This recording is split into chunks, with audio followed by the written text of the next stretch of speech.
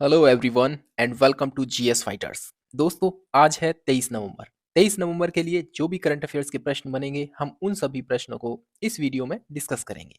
और अगर वीडियो पसंद आता है, आप लाइक कर सकते हो। पीडीएफ चाहिए आपको इसकी लेक्चर की, तो नीचे जाइए डिस्क्रिप्शन में, वहाँ पर टेलीग्राम का चैनल का लिंक दिया हुआ है, उसे ज्वाइन कीजिए और वहाँ पर प्रत्येक दिन की जो करंट अफेयर्स की पीडीएफ है, आप इजीली वहाँ से प्राप्त कर सकते हो। ठीक है जी, चलिए पहला प्रश्न पढ़िए आप लोग। हाल ही में किस राज्य के किश्तवाड़ जिले के केसर को जीआई टैग प्रदान किया गया है? Okay, geographical indication. और ये प्रदान किया गया है जम्मू कश्मीर के, जिला है एक किश्तवाड़। ठीक है, वहां पर होती है ये केसर और उसको अभी हाल फिलहाल में जीआई टैग प्रदान किया गया है। देखिए, किश्तवाड़ के केसर उत्पादन क्षेत्र को स्थानीय भाषा में स्थानीय तौर पर उसको मंडल कहा जाता है। क्या कहा जाता है? मंडल। ठीक है जी। और आपको पता होगा केसर के उत्पादन में जम्मू कश्मीर टॉप पोजीशन पर है। ओके, देखिए जीआई क्या होता है? जीआई टैग होता है एक एक ऐसी पहचान चिन्ह होती है जो विशिष्ट भौगोलिक स्थान पर ही होने वाले प्रोडक्शन को दिया जाता है। ठीक है, और इसकी शुरुआत होती है वर्ष 2003 में, लेकिन 2004 में सबसे पहले दिया गया था ये दार्जिलिंग की चाय को। ओके, ध्यान रखना, दार्जिलिंग की चाय को सबसे पहले जीआई टैग प्रदान किया गया था। ओके, और इसका एक हेडक्वार्टर भी है जीआई टैग रजिस्ट्रेशन कराने का, और ये मिलेगा आपको चेन्नई में। ओके, ध्यान रखना इसको। चलिए, हाल ही में भारत और किस देश के मध्य वज्र प्रहार 2023 एक युद्ध अभ्यास हुआ है?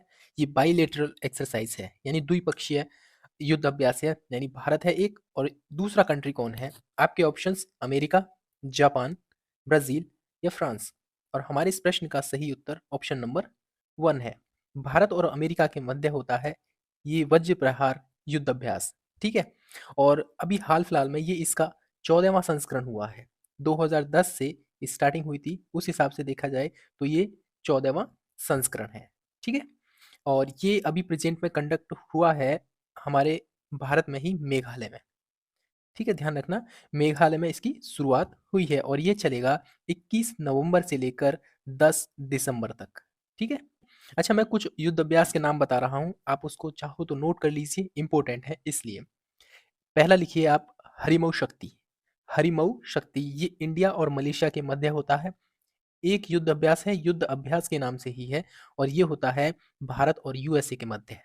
ठीक है, एक्सरसाइज पिच ब्लैक, ये बाइलेटरल नहीं, ये मल्टीलेटरल एक्सरसाइज है। यानी बहुत सी जो एयरफोर्स हैं उन्होंने इसमें हिस्सा लिया था, और ये कंडक्ट हुई है अभी हाल फिलहाल में ऑस्ट्रेलिया में। ठीक है, इंडिया ने भी इसमें पार्टिसिपेट किया था, इसलिए ये इंपॉर्टेंट हो जाती है।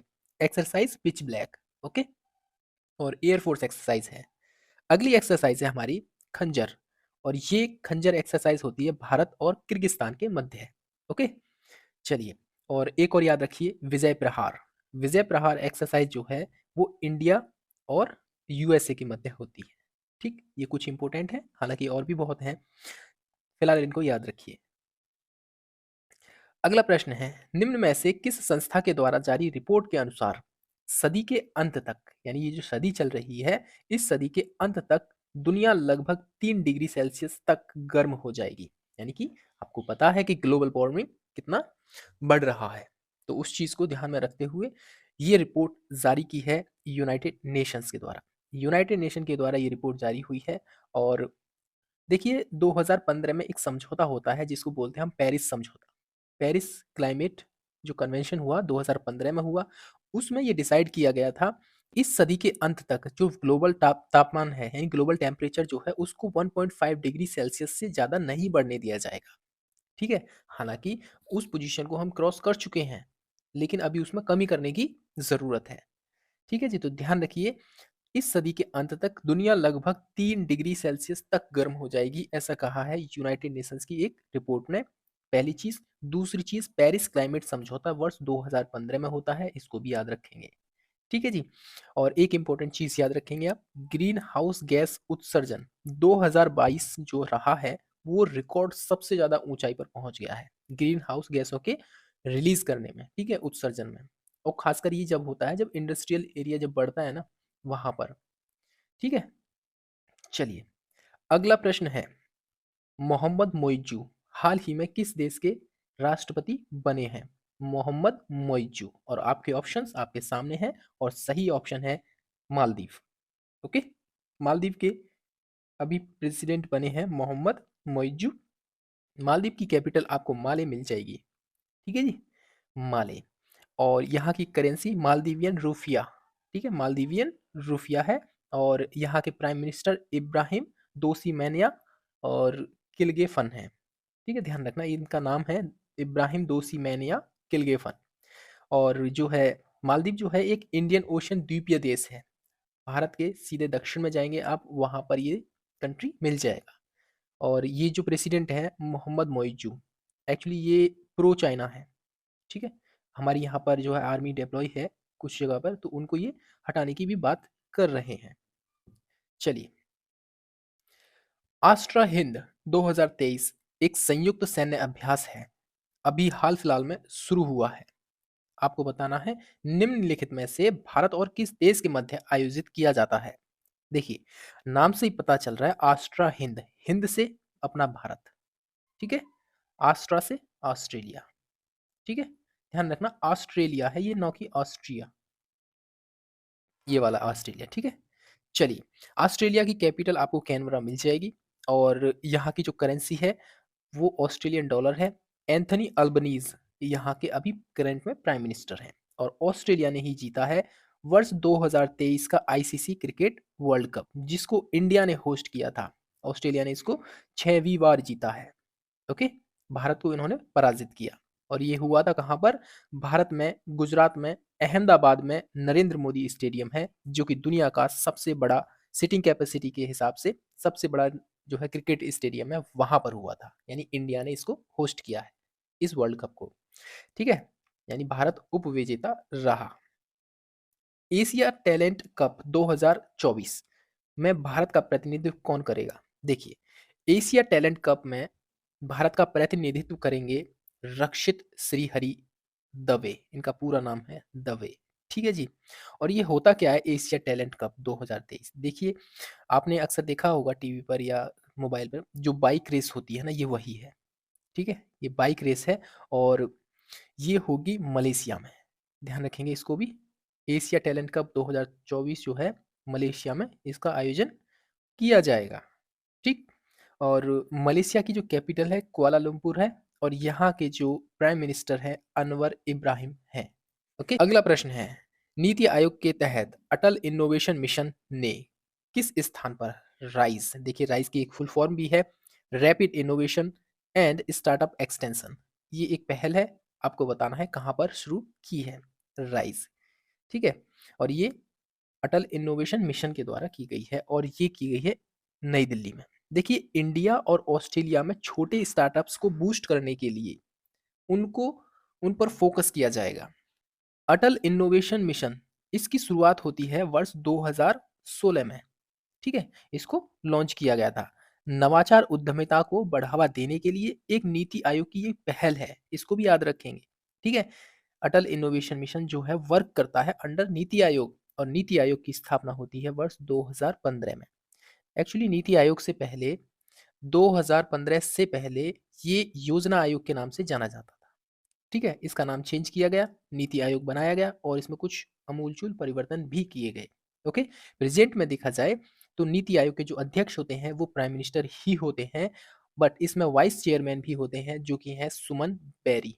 ध्यान रखेंगे, सुमन बेरी इसके उपाध्यक्ष हैं नीति आयोग के, और इसके एक सीईओ भी हैं, यानी कि चीफ एग्जीक्यूटिव ऑफिसर, जिनका नाम है अमिताभ कांत। ओके, ध्यान रखना है इसको। चलिए, अगला प्रश्न है, हाल ही में चर्चा में रही पुस्तक दो पलकों की छाव में। ठीक है, दो पलकों की छाव में, आपको बताना है इसके लेखक कौन है। प्रसून जोशी, देखिए प्रासून नहीं प्रसून जोशी है। ठीक है, इसको सही कर लीजिए। प्रसून जोशी, डॉक्टर हेमा जोशी, ब्रजकिशोर पाठक, दिग्विजय सिंह। देखिए, हमारे इस प्रश्न का सही जवाब ऑप्शन नंबर बी है, डॉक्टर हेमा जोशी हैं इस पुस्तक की लेखक। ठीक है जी। और आपको मैं बताऊं, ये डॉक्टर हेमा जोशी, इनके स्वयं की जो जीवन की जो काल्पनिक कहानियां हैं उन पर यह पुस्तक आधारित है। इस बुक में इन्होंने दो शहरों के मध्य की कहानी बताई है, और वो दो शहर अल्मोड़ा है एक, और दूसरा है प्रयागराज। ठीक है, प्रयागराज, इन इन शहरों के प्रति उनका जो प्रेम है उसको इन्होंने इस पुस्तक में दर्शाया है। ठीक है, प्रेजेंट में देखा जाए मूल रूप से तो वैसे ये उत्तराखंड की रहने वाली हैं, बट प्रेजेंट में इलाहाबाद यूनिवर्सिटी में ये प्रोफेसर हैं पिछले 35-36 सालों से।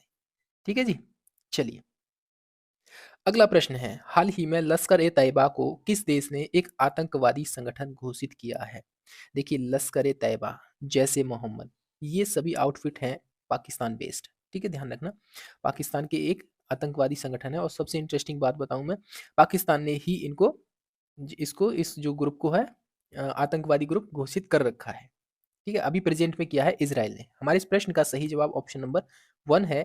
इजराइल ने लश्कर ए तैयबा को जो है आतंकवादी संगठन घोषित किया है। क्यों किया है? देखिए 26 तारीख आ रही है, 26/11 वर्ष 2008 को ये हमला हुआ था। आपको पता होगा, बहुत ही फेमस इंसिडेंट है ये। और 2008 में मुंबई में जो ताज होटल है वहां पर ये हमला हुआ, और इसकी जो रिस्पॉन्सिबिलिटी है, ये जो अटैक हुआ था 26/11 को, इसकी रिस्पॉन्सिबिलिटी लश्कर ए तैयबा ने ली थी। यानी यही रिस्पॉन्सिबल था, जिम्मेदार था इस अटैक के लिए। और इस अटैक में देखा जाए तो 166 लोगों की मौत हुई थी और लगभग साढ़े 300 से अधिक लोग इसमें घायल भी हुए थे। ठीक है, तो ध्यान रखना लश्कर ए तैयबा को जो है इसराइल ने अभी आतंकवादी संगठन घोषित किया है। और इसराइल और फिलिस्तीन के मध्य एक वॉर चल रही है। ठीक है, ध्यान रखना इसको भी। और ऐसा हो सकता है कि इजराइल ने ये सब किया हो कि भारत पर प्रेशर बनाया जाए कि भारत भी हमास को एक आतंकवादी संगठन घोषित करे, ऐसा करने के लिए। ठीक है, चलिए देखिए क्वेश्चन तो इतने ही थे, बट यहाँ पर कुछ फैक्ट्स हैं जो कि इंपॉर्टेंट हैं एग्जाम के पॉइंट ऑफ व्यू से, उनको भी याद रखेंगे। जैसे उत्तरकाशी यानी उत्तराखंड में डही सिलक्यारा सुरंग, जो कि बचाव कार्य अभी जारी है। देखिए उत्तराखंड में काम चल रहा था सिलक्यारा सुरंग में। वहाँ पर एक चट्टान ढह गई, वो बंद हो गई पूरी सुरंग, और वहाँ पर लगभग 40 से भी अधिक जो वर्कर्स थे वो फंसे हुए हैं। उनको निकालने के लिए अभी भी वर्क वहाँ पर काम चल रहा है। हमारा जो है आईटीबीपी के जवान हैं, कुछ आर्मी के भी और एनडीआरएफ की वहाँ पर फोर्स लगी हुई है उनको बचाव कार्य में। ठीक है, नरेंद्र मोदी ने वर्चुअल G20 शिखर सम्मेलन की समापन बैठक की अध्यक्षता की। हालांकि G20 शिखर सम्मेलन की बैठक 10 सितंबर को हो चुकी थी। ठीक है, लेकिन पूर्ण रूप से अब समापन की घोषणा कर दी गई। ठीक है, अभी हाल फिलहाल में वर्चुअली की गई है, ध्यान रखना इसको। और ट्रायोका में अब जो है कौन कौन से देश आ गए हैं? देखो ट्रायोका होता क्या है, G20 की जो देश अध्यक्षता कर चुका होता है वो होता है शामिल, जो प्रेजेंट में कर रहा होता है वो होता है शामिल, और जो भविष्य में यानी अगले साल जो वो करेगा G20 की अध्यक्षता करेगा। इसमें 3 कंट्री इस तरीके से शामिल होते हैं। ठीक है, तो अभी प्रेजेंट में देखा जाए तो पहले क्या था, इंडोनेशिया इसमें अध्यक्षता की थी पिछले साल, फिर भारत और फिर ब्राजील इस तरीके से शामिल थे। लेकिन अभी क्या है कि अब प्रेजेंट में देखा जाए तो अब ब्राजील करेगा इसकी अध्यक्षता। ठीक है, तो ब्राजील से पहले किसने की है? 2023 में की है इंडिया ने। तो इंडिया, ब्राजील और उसके बाद 2025 में कौन करेगा? South Africa.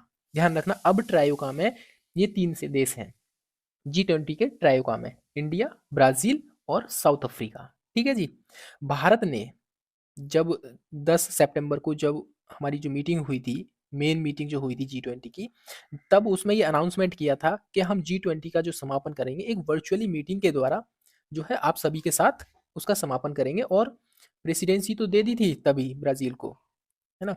बट हम अपनी तरफ से उसका समापन करेंगे एक वर्चुअली मीटिंग के द्वारा। तो वही मीटिंग हुई है वर्चुअली G20 की। ठीक है, G20 के बारे में आपको पता होगा कि 1999 में इसकी जो है स्थापना होती है G7 ग्रुप के द्वारा। ठीक है, एक्चुअली दुनिया भर में इकोनॉमिक स्टेबिलिटी स्थापित स्थापित करने के लिए ये सब ग्रुप बनाए गए हैं। ठीक है, G20 की स्थापना 1999 में। और एक चीज और याद रखना, G20 का कोई भी हेडक्वार्टर नहीं है कहीं पर भी। ओके, साड़ी वॉकथॉन के लिए केंद्रीय कपड़ा राज्य मंत्री हैं दर्शना जरदोश द्वारा इनका ई रजिस्ट्रेशन पोर्टल अभी लॉन्च किया गया है। विनय एम टोन्स को एसबीआई के एमडी यानी मैनेजिंग डायरेक्टर नियुक्त किया गया है। स्टार्टअप्स के लिए आईआईटी मद्रास के द्वारा भारत के पहले इंक्यूबेटर सूचना प्लेटफॉर्म का अनावरण किया गया।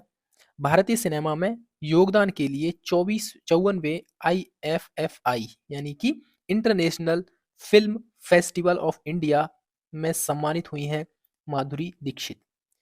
बंगाल के ब्रांड एम्बेसडर बने हैं सौरव गांगुली। ठीक है, ग्लोबल फिशरीज कॉन्फ्रेंस इंडिया 2023 का आयोजन होगा गुजरात में। ओके, एक चीज याद रखेंगे, दुनिया भर में जो फिश प्रोडक्शन में इंडिया की जो पोजीशन है वो थर्ड रैंक पर है। ओके, ध्यान रखेंगे, थर्ड रैंक पर। ऑल ओवर दुनिया का 8% जो फिश प्रोडक्शन है, मछली का जो उत्पादन है वो भारत में होता है, और इस हिसाब से भारत थर्ड पोजीशन पर है। फर्स्ट पोजीशन पर चाइना है। ओके, चलिए, तो ये था हमारा करंट अफेयर्स 23 नवंबर का। आपको वीडियो कैसा लगा है, आप अपनी राय जरूर कमेंट सेक्शन में दीजिए।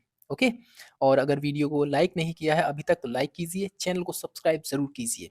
ओके, शेयर करना चाहते हो, you are most welcome to share this video. Okay, तो चलिए फिलहाल अपना और अपनों का ख्याल रखिए। फिलहाल जय हिंद, जय भारत।